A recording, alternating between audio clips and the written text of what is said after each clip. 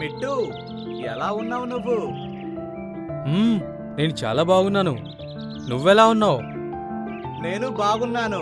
ఇంకా ఏంటి, ఈ చెట్టు పైన నువ్వేం చేస్తున్నావు? నేను ఈ చెట్టు పైన ఒక గూడు కట్టుకుందామని ఆలోచిస్తున్నాను. కాని నేను అవిటివాణ్ణి కదా, ఇంత పైన గూడు ఎలా కట్టుకోగలను?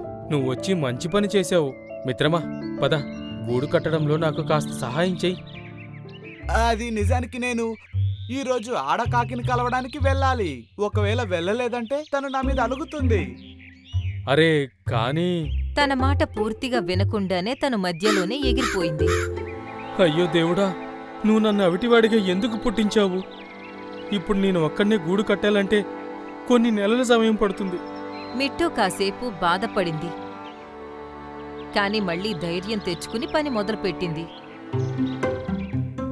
తను నెమ్మదిగా చెట్ల నుండి పుల్లలను పోగు చేయటం మొదలుపెట్టింది. అలా చేయడానికి దాదాపు 25 రోజులు పట్టాయి. 1 నెల రోజులు కష్టపడ్డ తర్వాత తన గూడు కట్టుకోవడం పూర్తయింది. హా, చివరికి దేవుడి దయవల్ల నేను నా గూడు కట్టుకోగలిగాను. తన గూడులో కూర్చుని విశ్రాంతి తీసుకుంటుంది.